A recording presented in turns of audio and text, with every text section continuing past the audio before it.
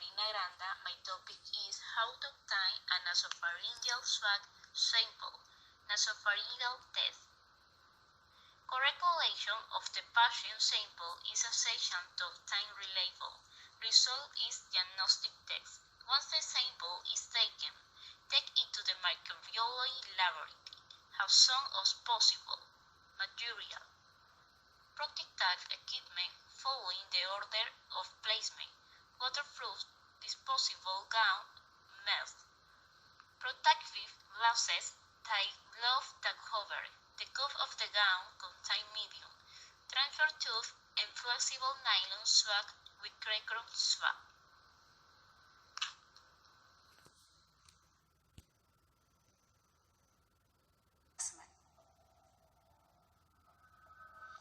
It is essential to use correct technique when collecting and transporting specimens for laboratory testing. This video will demonstrate how to correctly collect and transport a nasopharyngeal or NP swab. Before performing the procedure, make sure you have the following materials on hand: gloves, a paper surgical mask for covering your nose and mouth. There is no need for an N95 mask. A biohazard bag for disposals, facial tissues for patient use, eye protection to protect you from coughs, sneezes, or splashes, a shipping container with cold packs, and a biohazard label. Swab specimens should be obtained from the posterior nasopharynx. Throat swabs and anterior nasal swabs have unacceptably low rates of recovery, and these specimen samples should never be collected for pertussis diagnosis.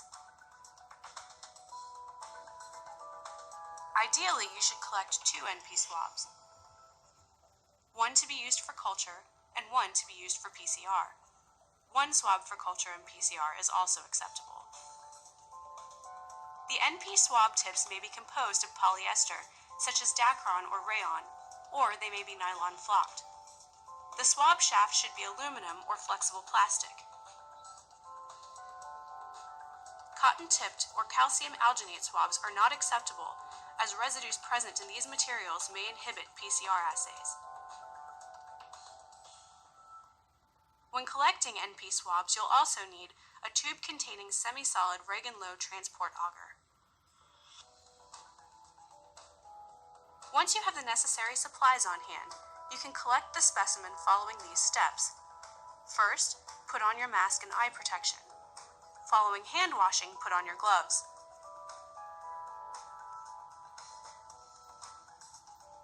Ask the patient if he or she has a deviated septum or nasal obstruction, and then ask them to blow their nose to remove any excess mucus from the nasal cavity.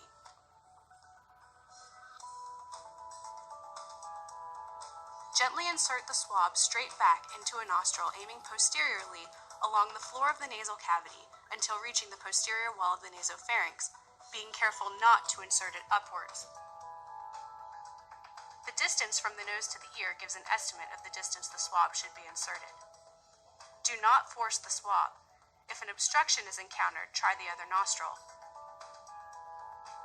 Leave swab in place for up to 10 seconds and then remove slowly.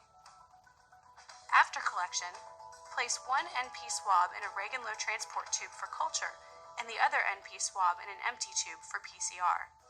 It is important to use Reagan-Low transport auger, which contains the antibiotic cephalexin, to prevent overgrowth of normal nasopharyngeal flora. Depending on the brand of swab used for collection, the shaft may need to be bent slightly, cut, or broken off at the score mark to fit the swab into the transport tube. If only one swab can be obtained, place it in the Reagan-Low transport tube, which can be used for both culture and PCR. Store tubes at 4 degrees Celsius and transport to the lab within 24 hours of collection in a cooler with ice packs to maintain 4 degrees Celsius. Plating for culture will need to be completed within 24 hours of specimen collection, so timely transportation to the laboratory is essential.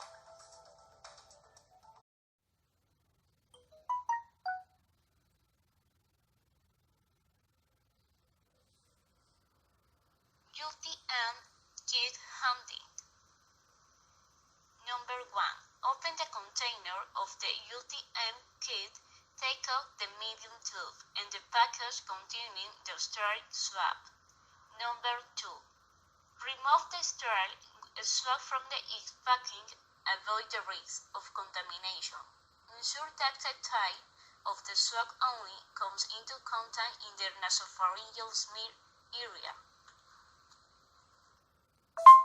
Into a tissue to clear excess secretions from the nasal passages. Tilt the patient's head back slightly so that the nasal passages become more accessible.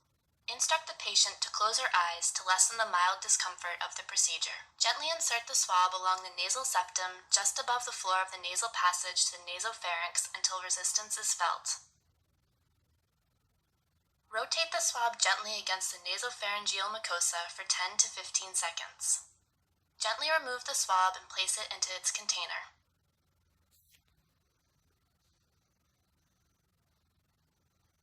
Number 3.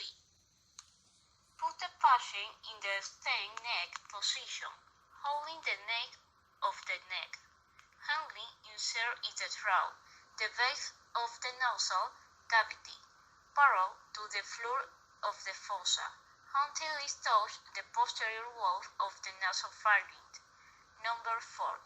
When touching the nasopharyngeal wall, make rational movement to cut the tip of the swab with the south and remove the swab.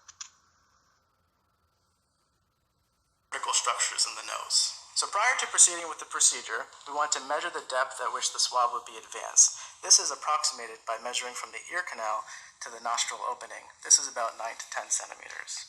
So when we're positioning the patient is usually positioned upright, but in this patient, you can also have them supine.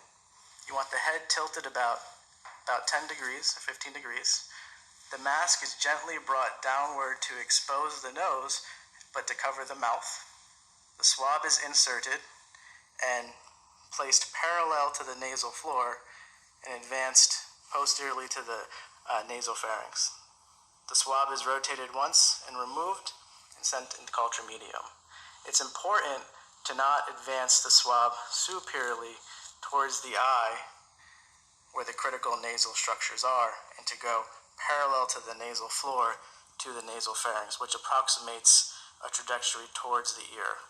It's common to have asymmetries in the nose, such as a deviated septum. If resistance is encountered, simply go to the other side and perform the procedure similarly. And that's how you perform the nasopharyngeal swab procedure.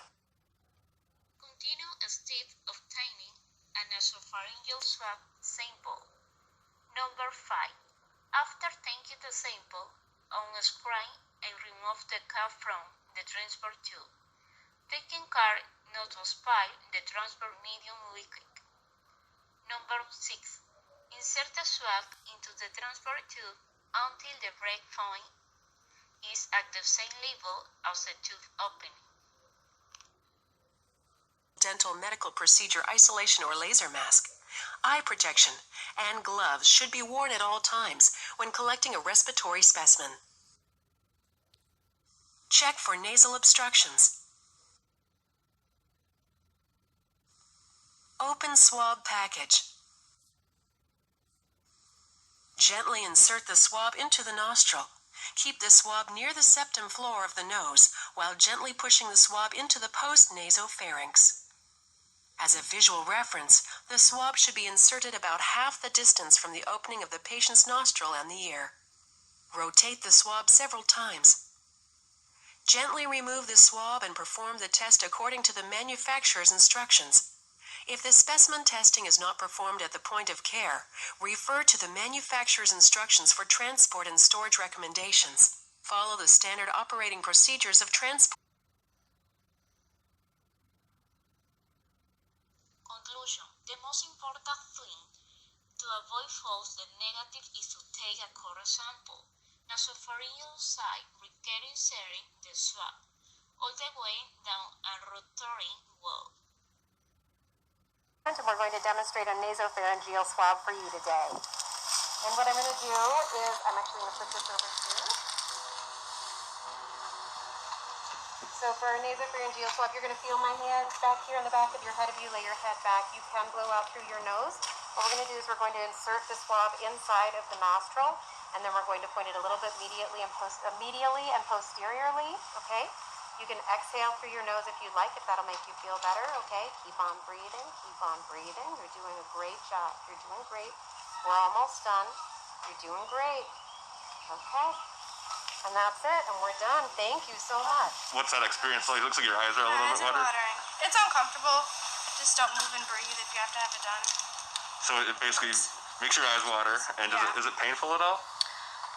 It's uncomfortable. It's very uncomfortable. It's like getting a shot.